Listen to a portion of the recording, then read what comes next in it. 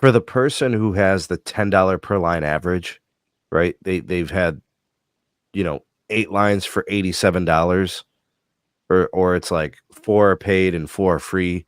Like, when you average that out on a per line basis, even if they start charging $5 a line extra, like, people aren't gonna beat that rate anywhere else.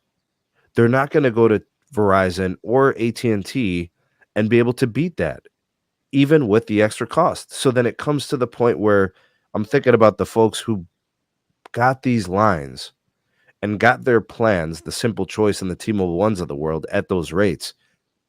They they were in at T-Mobile at a time where the network was lesser by a large margin. It was a network that was much smaller, much less reliable. It's much better than it used to be. So the rate plan that they signed up for, that they have been taking advantage of and loving, based on the cost, the network is much better and much improved, and they haven't paid anything extra than compared to, say, somebody who just signed up at T-Mobile last week and is now paying on average, what would you say, Frank? $40 a line on average?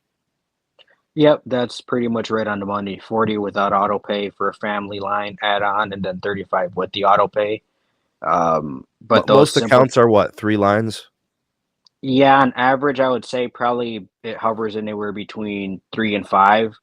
Four is usually the sweet spot because they got that third line free, and then they probably got that third line free at a time when they were doing buy one get one, so now they get a fourth line for free too. So they're actually only paying for two lines, which is why you see that discrepancy where they have four lines and they're paying $80, which breaks down to $20 a line. But now, like you said, if you do the math, it's $10 extra for those two lines that were free.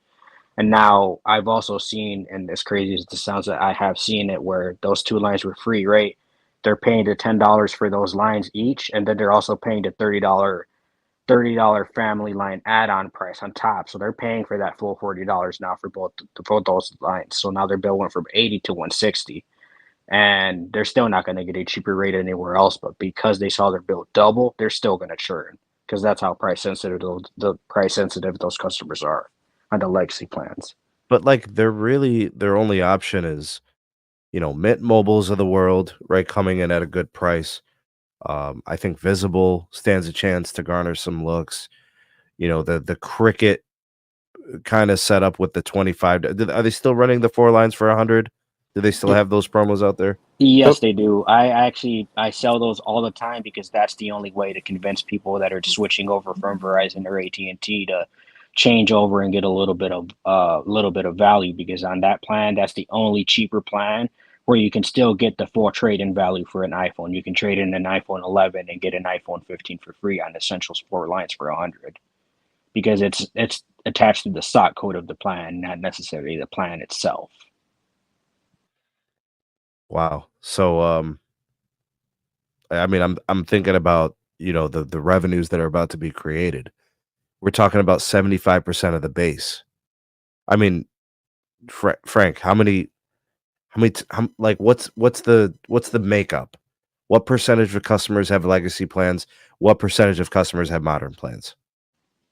In the 3 years that I've been working as a salesperson slash assistant manager for my store, I'd say in my market, and keep in mind, this is coming from somebody that lives in a really, really, really strong Sneed. You've seen my emails with my screenshots of my speed tests. Oh, yeah. I live in a very, very great T-Mobile market, rather that be here in where I live in Waterville or in Kalamazoo or in Benton Harbor or in Lansing and Detroit.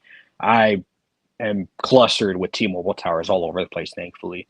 Um, I would say at Easy least to sell when it's 70. good like that, right?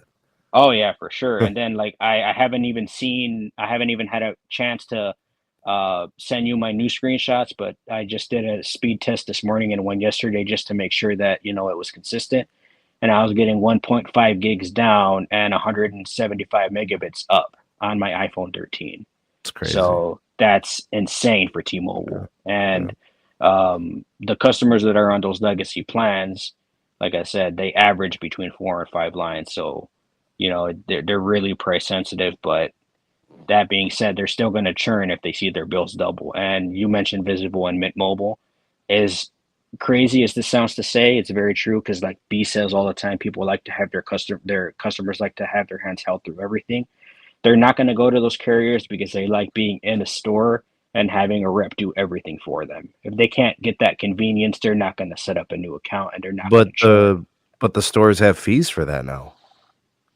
They do, but people will bitch about it and still pay it. Like B says too, like they're still going to pay that $5 because they don't want to download the app and put their card on file. And if you think about it, like actually and break it down in granular detail, not only are they paying that extra $5 to pay their bill in store, if they have a 4-line account, they're losing a $20 auto pay discount. So now they're actually paying $30 extra to pay their bill in store just because they refuse to set up auto pay. And Wow. they still do it anyway. That 4-line for 100 is now 140 with taxes and fees because Essentials also doesn't include taxes and fees, and people don't care. To put it bluntly, excuse my language, people don't give a shit. They just want Yeah. to come in, pay with their cash. They don't want to put a card on file. Hey, and I can't blame them. I've seen the amount of hacks. There's been 6 hacks, so I don't blame them for not wanting to put a card on file. But at the same time, don't bitch about the $5 fee if you don't want to save a card on file for auto pay. It's All as right. easy as that.